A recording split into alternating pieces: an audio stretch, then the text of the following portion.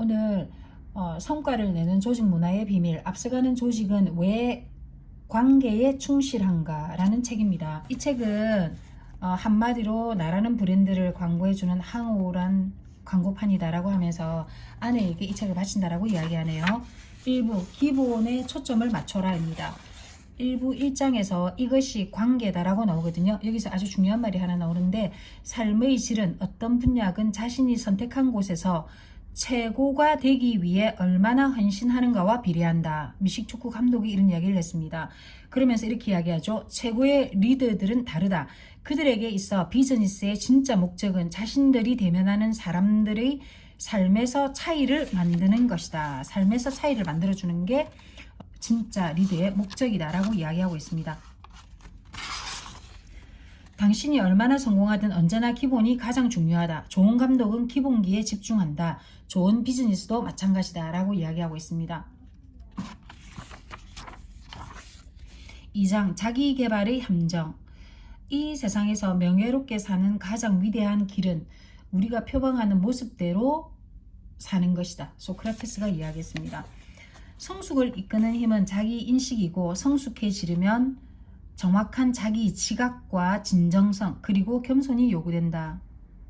요컨대 성숙은 우리가 다른 사람들과 관계를 얼마나 잘 맺는가를 토대로 측정된다 라고 이야기하고 있습니다. 루시퍼주의적 거짓말이라는 게 나오는데요. 건강한 관계를 맺지 못할 때 우리는 혼자 힘으로 성공적인 삶을 일굴 수 있다는 잘못된 생각과 자기 기만의 희생양이 될 수 있다.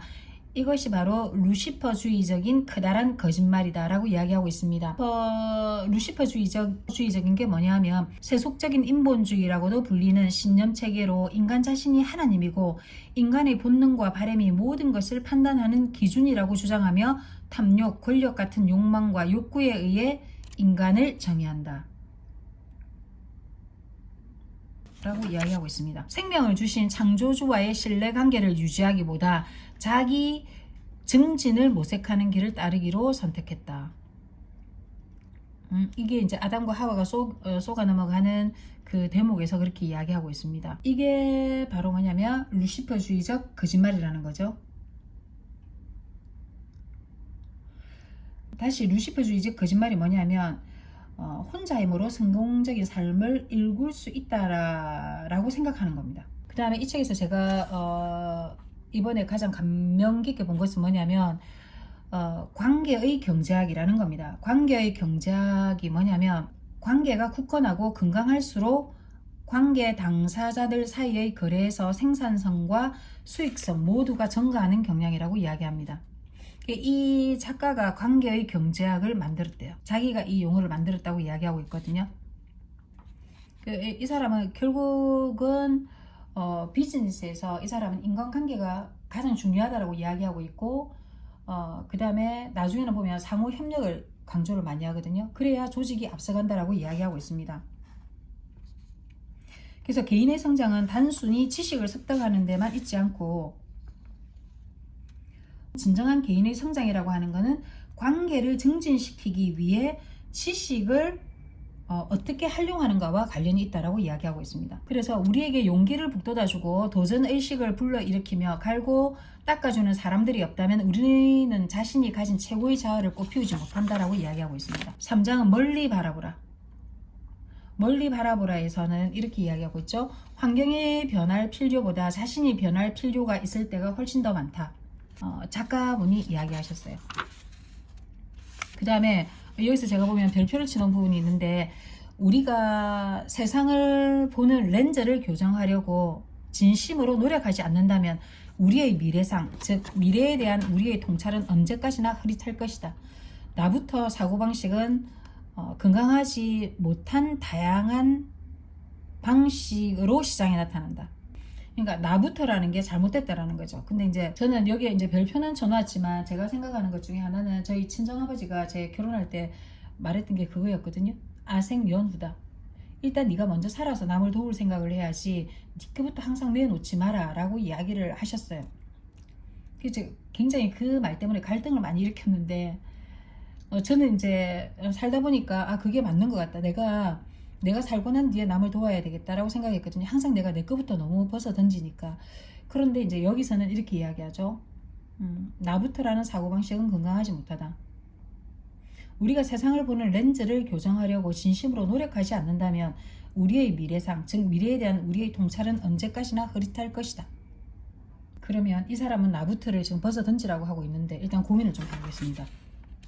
그 다음에 약점을 가리고 감추는 성향은 가식을 만들어내고 가식은 다른 사람들과의 깊은 연결을 방해한다. 자신을 정직하게 대면할 수 없다면 다른 사람들도 효과적으로 이끌 수 없다라고 이야기하고 있습니다. 그래서 약점은 인간다움의 일부다라고 이야기하고 있고 개방적이고 솔직한 신뢰 관계를 구축하기 위해서는 진정성이 절대로 필요하다 라고 이야기하고 있습니다. 진정성 있게 사람과 대해야 한다라고 이야기하고 있죠. 내가 정말로 하고 싶은 말은 거의 언제나 경쟁보다는 협업을 통해 더 많은 것을 얻을 수 있다는 것이다. 나는 어제보다 오늘 더 나아질 것이고 내일은 오늘보다 2배 더 나아질 거다 라고 메시지를 전하고 있습니다. 그 다음에 우리 모두는 프리 에이전트다 라는 것을 이야기하고 있거든요.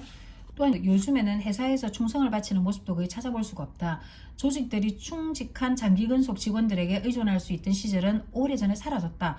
평생 한 직장에 뼈를 묻는 사람들은 신화 같은 존재다. 현 시대에는 모두가 자유계약 선수다. 즉 프리 에이전트다 라고 이야기하고 있습니다.